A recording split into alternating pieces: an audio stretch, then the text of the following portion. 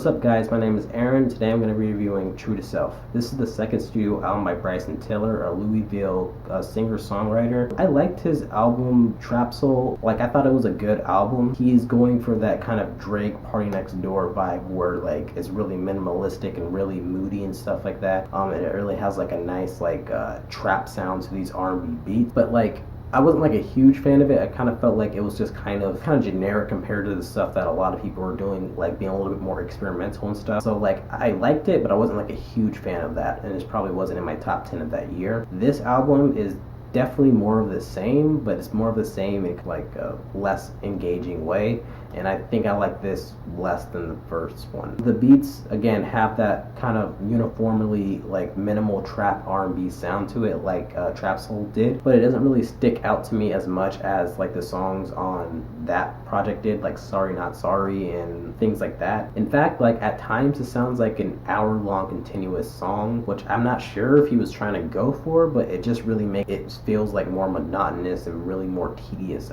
to listen to. It just feels like there's one tone to the entire album. There are some standouts that kind of made my ears perk up a little bit. The song In Check really has this really heavy Drake and 40 vibe to it, with the warbling synth that's playing on that song, and then the piano on that song. Those instruments combined with the gradual buildup of the song with these normal hard-hitting hip-hop drums. I really like that vibe to that song. Again, a really heavy 40 and Drake vibe to it that I like. And I also like how low-key and the vocals on that song too are really nice. The song Don't Get Too High really has a heavy Timbaland vibe to it, with the vocal sample that loops throughout that song, and then the hard-hitting drums on the song. It's really a nice banger on the album. And then the song Self-Made has this kind of a low-key epic vibe to it, with the strings that play in the song and then the hard-hitting drums as well. It really has a nice banger quality to it that I like. There are some standouts on this album. I don't know, I don't feel there was enough on Trap Soul, and I felt because he made the decision to make it feel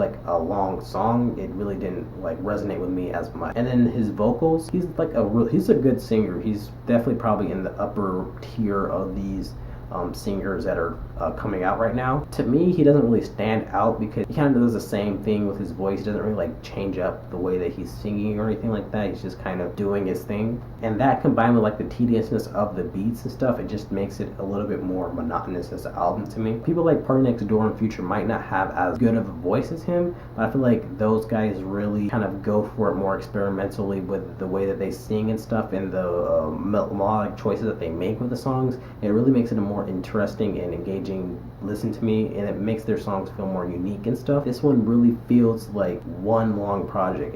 Again, it's not a bad thing, I guess, if you're really into Bryson Tiller's type of music, but this one really didn't resonate with me as much as the previous one. The lyrics on here are definitely very standard by the books, modern R&B. He has an interlude where it's just a voice message of this girl calling him and just wanting to see why he's treating her so bad. Definitely have that one. Definitely just normal tracks of him messing up with a girl that he really liked and not really treating her that well. He has a ton of those songs where he's just talking about partying and flexing with the money and the clothes and stuff that he has. Definitely has a lot of those songs. It just feels very generic to me. Again, I'm not opposed to that type of stuff in songs, but because the music wasn't that interesting and the way that he was singing wasn't that interesting to me, it really made me focus on the lyrics a little bit more, and it just didn't really resonate with me that way either. So I wasn't enjoying that aspect of the album. Overall though, I do think it's a perfectly fine album.